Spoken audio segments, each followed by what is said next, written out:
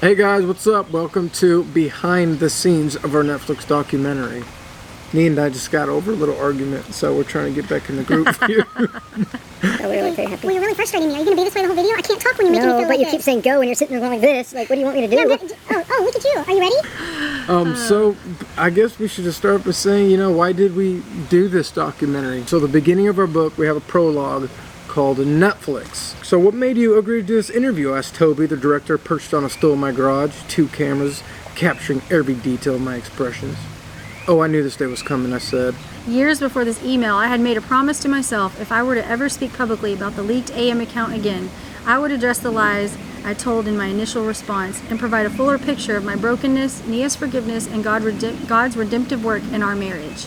So I kind of saw this moment coming. We got approached by Hulu? We couldn't come to an agreement, so we backed out of that one.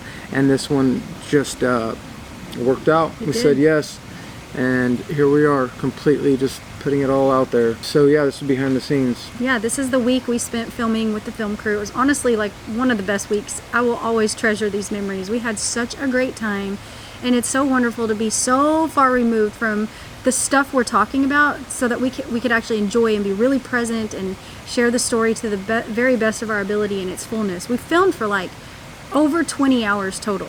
And you'll see in this behind the scenes footage that Nia didn't want me to say a specific thing in the documentary, and of all the things I said through all those interviews, it made it in the final cut. You guys are going to believe what line it is. Yeah, I don't know why I can't put myself back in that day where I was saying, I hope that doesn't make it in. Said it twice. And then also, I was certain that a specific thing that Nia bought that was kind of expensive would not make the documentary, and sure enough, that made it too. What? I don't remember. You don't? What is it? Tell me in my ear.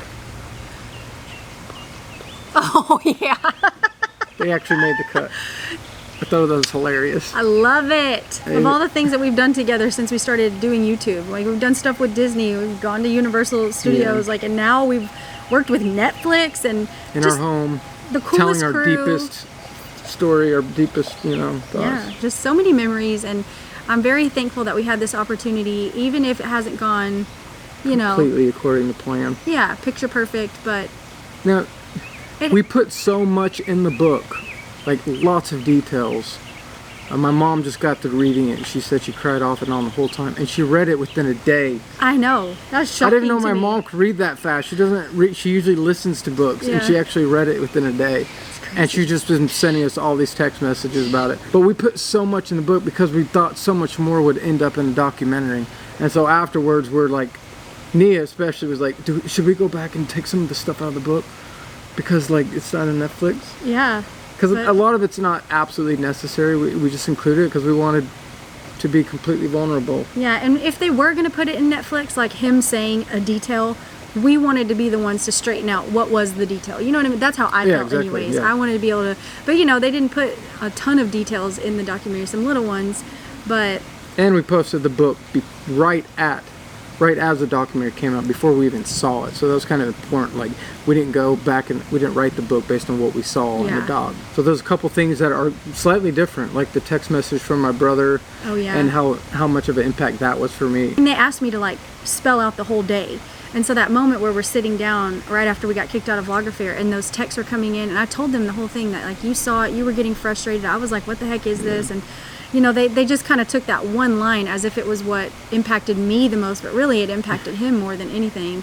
But I was aware of it. It was a accumulation of events during that period that had me extremely on edge, and the fact that I had to lie to Nia again about not having ever met with anyone, and then Michael calling me out for lying in the Forgiven video. Everybody wants to know what brother was it, because I said one of I said one of the brothers. Oh, Michael did. Michael texted the family. He did, and he didn't say you need to be fully honest. He said, bro, why are you still lying? Yeah, and he was like, what is he talking about? I said, he's talking about me saying that you were already aware of the account. And so I lied about that.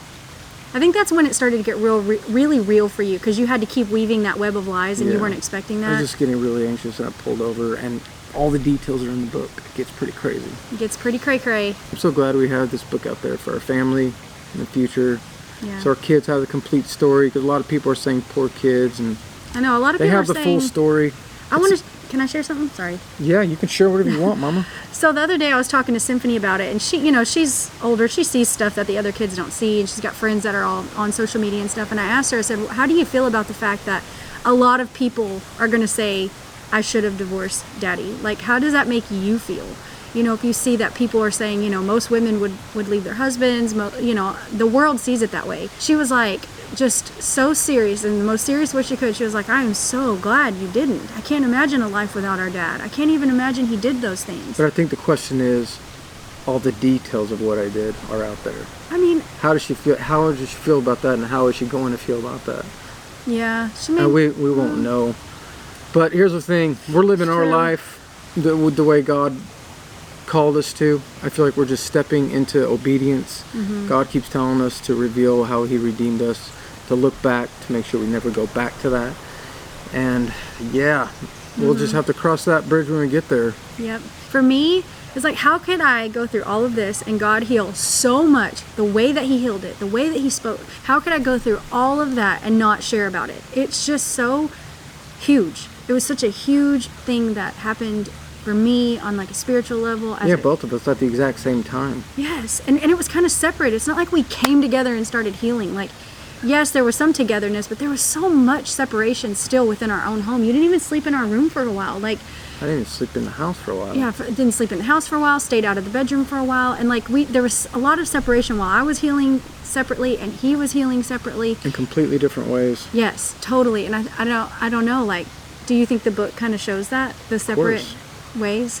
Yeah, that's what the book is about. It's about us basically removing each other from the pedestal, removing God's rightful position in our life. We had each other where God belonged. A few people have said, like, it's not fair that Sam would keep getting forgiven for similar things.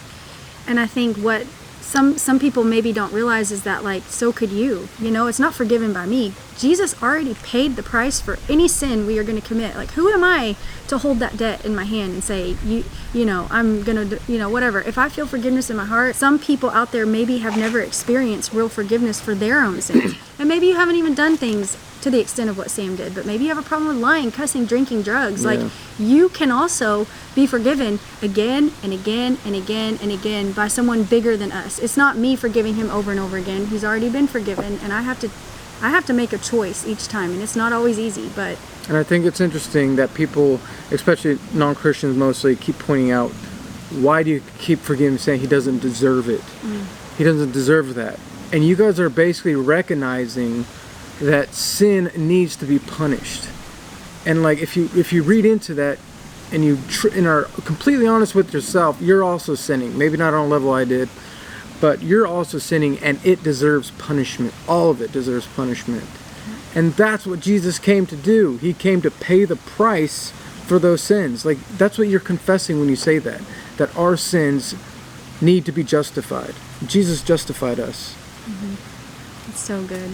Even in the hate, I find truth and just more affirming my faith, as you should say. Yeah, no, I completely agree. A lot of people are checking in to see how are the hate comments getting to you, and I'm like, I'm not really reading them very much. I'm doing a lot of blocking and deleting. Made it a sport almost. Sam was telling me, he's like, why don't you just stop now? I was like, oh no, now I'm kind of into it.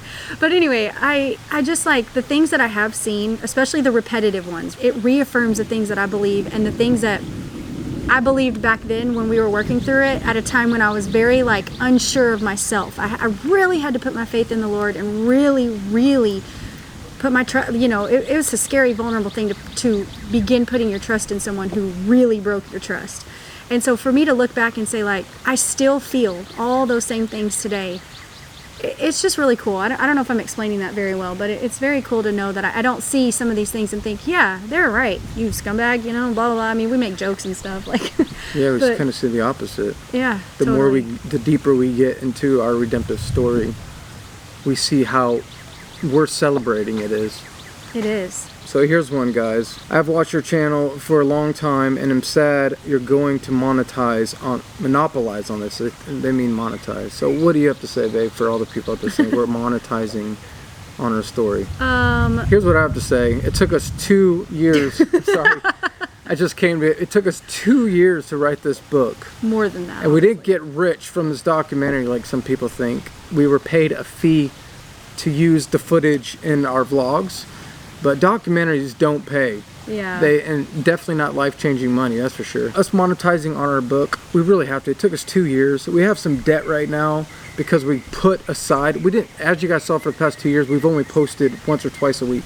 We have to pay for it. We have to pay for the book. So, I mean, I feel like that's fair.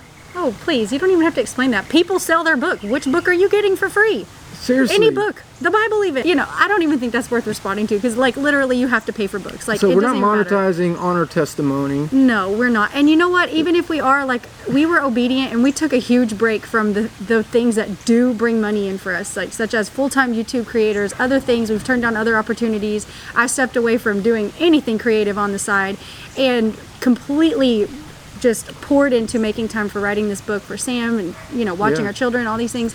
And I just want to say, like, it's okay to earn money. It's going to a good cause when you buy our book, all right? It's going to a good cause.